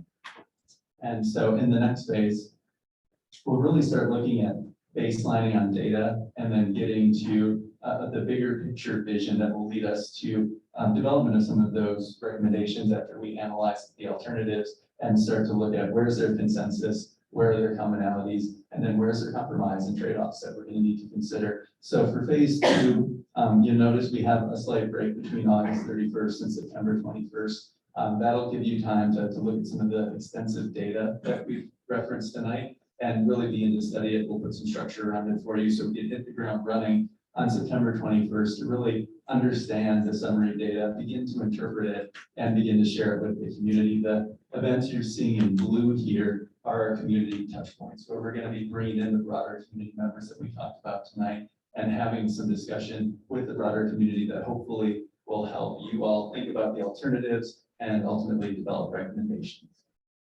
In phase three, we're going to be really evaluating our alternatives, looking at different potential options and getting into more of that regular cadence that continued in phase two as we refine alternatives and then share them with the broader community, get some input, again, hopefully helping to refine the ultimate recommendations that hopefully by mid-December, we start to develop some draft recommendations, some preliminary ideas of where we're going. And you'll notice the level of detail as we move to the right of the screen here gets much, much higher. There's going to be a lot of room for flexibility in this process for us to go where our process leads us, identify where there are gaps in our data, where do we need more information. So this is intentional, really just to provide a framework for us all to work within so that we can be bringing in the information needed to get where we need to go. In phase four, this is where we'll begin to finalize the recommendations, bringing in the early part of next year, some of those preliminary recommendations that can be refined, refining them further with the community, and then ultimately in early February, be continuing to refine those recommendations and bringing them into the Planning and Zoning Commission and your Board of County Commissioners. And so for this next phase, it's much more of the procedural aspect of it that, as John mentioned, if we can get closer to consensus on a lot of these and not have a 51-49 split, but a majority or a super majority or maybe even all of us on the same page, there will always be that minority report option that will set us up well to go into the code amendment process that I think Kara will walk us through. I am not going to bore everyone too much with the code amendment process by any means, because I think there's many more people in the room that are much more fluent in it. But what we wanted to share and just highlight for you all as the committee is, we know this is an aggressive timeline. We know that there's a lot of work ahead of us, and also recognizing once you get to those recommendations, then we get much more into that, as John alluded to, that legislative, that quasi-judicial process of bringing these recommendations forward. And so from the committee, it really then does go to the BOCC. There is a role for the P&Z for recommending and adopting some of these amendments before it goes to BOCC. So really, it's just for you all to understand that getting to the recommendation, that's the first hurdle, and then we continue into a very big public process that is set up for all of the amendments as we move forward.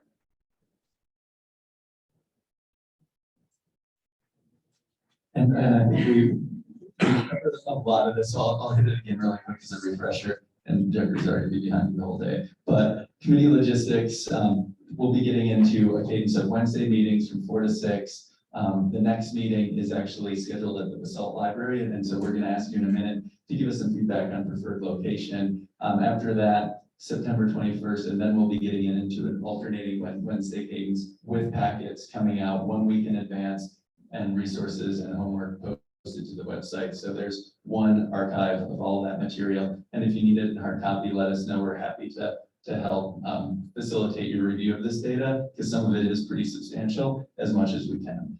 And so we're going to do a quick poll on location preference. Obviously, tonight we're up Valley here. And so next meeting is going to be in BOCC Mid-Valley. And then our thought is we go to alternating meetings where we're up Valley and then Mid-Valley. And we want to make sure all of our locations are easy access to RAFTA and walkable, bikeable to the extent possible. Again, to make sure we're not just talking the talk, but we're walking the walk. And we're trying to reduce vehicle miles traveled and making sure we're approaching this as efficiently as possible and as conveniently as possible for all of you volunteering all of your time. So Emma, for the few folks on Zoom, has a Zoom poll, and we're going to go old fashioned in the room here, which I love because we've been doing hybrid meetings for so long. So just by show of hands, who here would prefer Up Valley?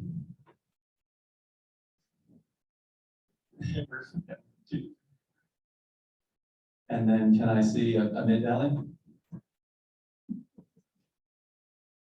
And what about the alternating? I was gonna say, that's going to be my third question, is who voted more than once? So I did see, not a super majority, but a majority preference for Up Valley, and Mid-Valley wasn't far behind, I think. 12-7 split, and then Mid-Valley. Okay, so now 12-8, and alternating. Can I see one more time? Is it 4? I thought I had 4 at one point, but okay, here we go. So this is a very non-scientific poll. I kind of wonder, now that they know what the choices are, we should just do the vote one more time. I think you're right, John. And I want to ask Emma what our virtual vote was. Yes, we have one for Up Valley. Just one for Up Valley, okay. Correct. So make it 13-8. Okay, so that was our straw poll.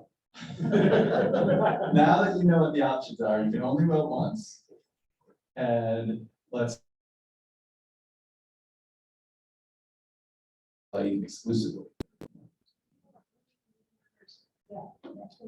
Anyone who plans on attending regularly, but committee members, absolutely. Yeah. Up Valley. Exclusively. Exclusively.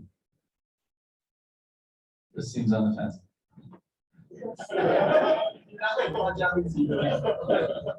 1, 2, 3, 4, 6.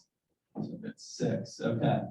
And 2 for Up Valley in the virtual vote as well. And 2 for Up Valley in virtual. Emma, thank you. So let's go 8. And it's noted for Glenn, meeting time's a big factor. I think what we heard is we prefer to stick to the 4 to 6, just because we know for schedules, it is never going to be one time that works for everybody. So here, I don't know if we want to revisit. But if you gotta drive down Valley, you have to see for Or the other way. So would you throw out Would a 5 to 7, what would be more comfortable? I'd be 5 to 7. Well, we might want to do some follow-up homework on a poll that includes our committee members who aren't in attendance either. Because I think that's a debate we hear a lot is 5 to 7 versus 4 to 6, later into the evening eats into family time, earlier in the day it's into work time, so there's no perfect time. We're trying to find the sweet spot here. But Glenn duly noted, we may need to. Right, AM, right? We're talking AM. Okay, sorry, no more rabbit holes, so exclusively Mid-Valley. And Emma, no Mid-Valley? No. Got it. And then alternate. Yay, compromise. I've got 11, and I'm already thrilled about the level of compromise and consensus building that this group is capable of. Next, we're going to tackle meeting time, but I don't know if we want to go down that rabbit hole tonight. We might do some homework and follow-up survey.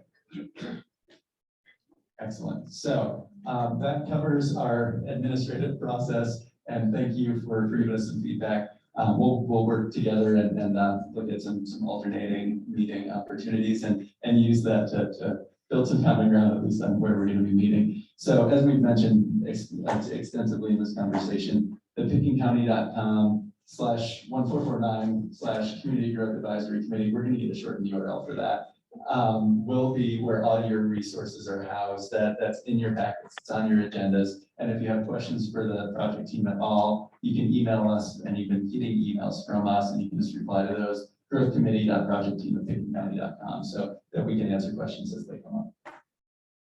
With that, please do. Well, I was going to do a little more Q&A. Michael, do you have a follow-up question? I knew So looking at August 18th and 31st, those are the two descriptions there. That August 31st guiding values and principles. Sounds like you are going to base some of that on the answers that we gave right now. Very much of that. Okay, I would like to make a request that if we're going to be asked a question that is going to sort of orient us, that we not be asked to answer that question off the cuff. I'm satisfied with my answer, but like as someone over here noted, like when you're going 20th, you feel less compelled to maybe articulate things that have been said before you. So there's a sort of rolling consensus almost that builds, and given the import of the answers to those questions, I think that we should be more formal in how we ask them.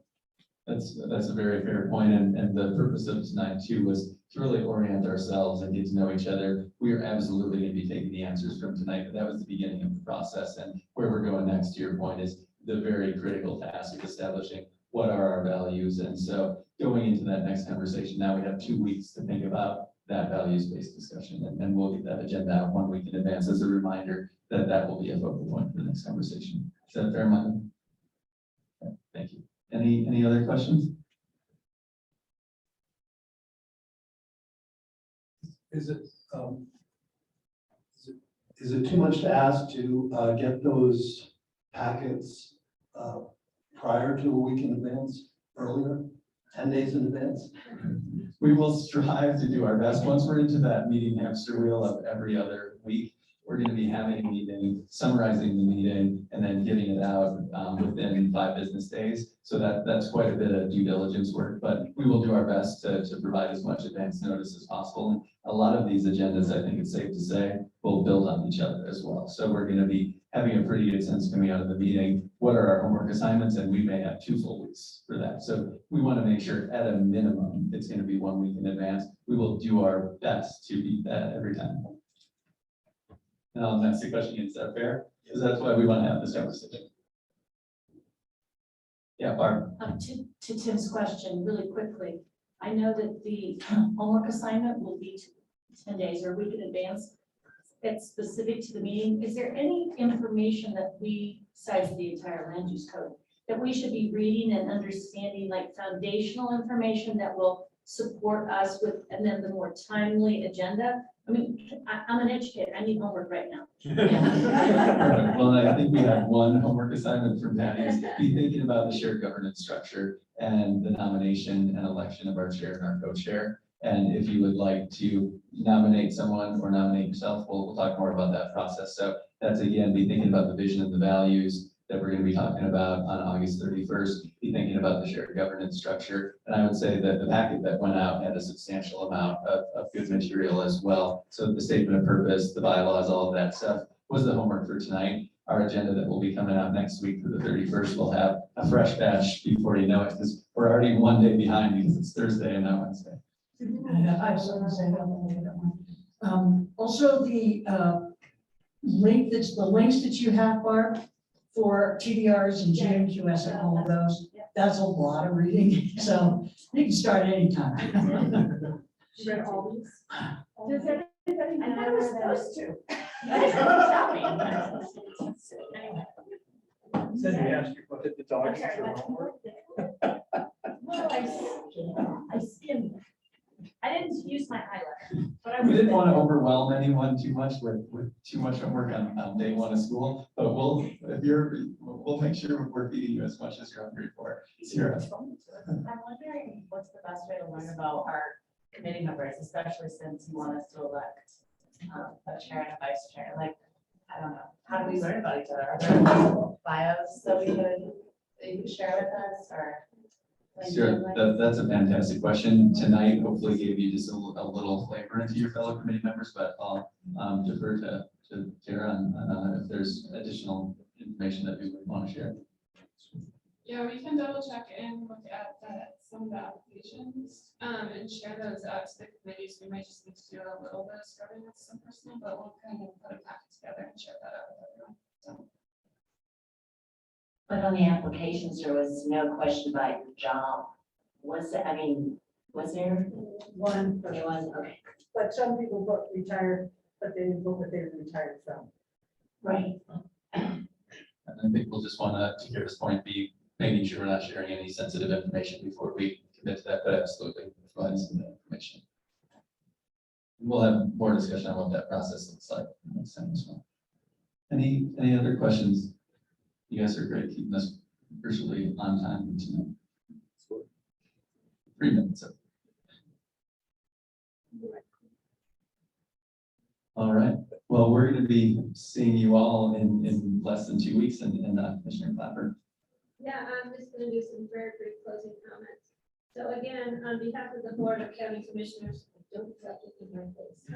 On behalf of the Board of County Commissioners, I want to thank all of you for being here this afternoon, even more for your commitment to serving on this so important Community Growth Advisory Committee.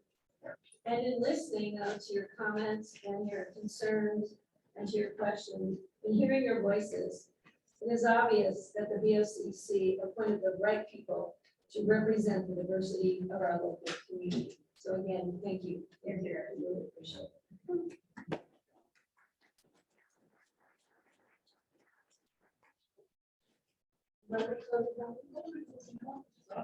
Gotta ask Sarah, I'm not talking. Time is up. Take 1 minute. Let's start. 1 minute, you got 1 minute. Thank you. I will see you guys in 6 months. Wait a minute. I was just kidding, sorry. We live in a beautiful place. I think that's what everyone said. But no one brought any economics into this. So I decided that I would form an equation out of everything we just heard. So my equation is community character is equal to the numerator is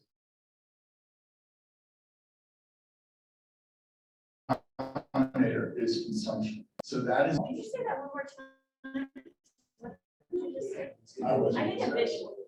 No, so I actually reflected on both Barb and Blake's. I was worried about both your concerns. We did this 2 years ago with the energy working group, and I would say the outcome was highly successful. We didn't presuppose the outcome. We went into the energy working group, and many of you served on it. Again, it was leaders of firms throughout the valley, and you know the land use code still exists. We're still building buildings. We did an amazing job over roughly a 6-month period.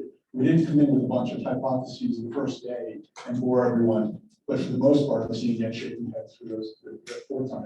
So the equation is community character is equal to conservation over consumption. And so it's my way of not boring you with any acronyms. So I know, really confused. I make a visual. see you guys in 6 months. Thanks so much. All right, thank you. Thank you guys for being here.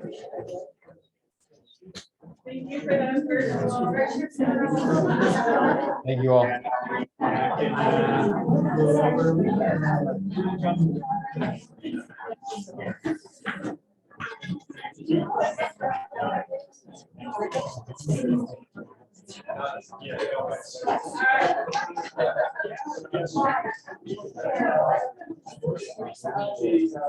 Yeah.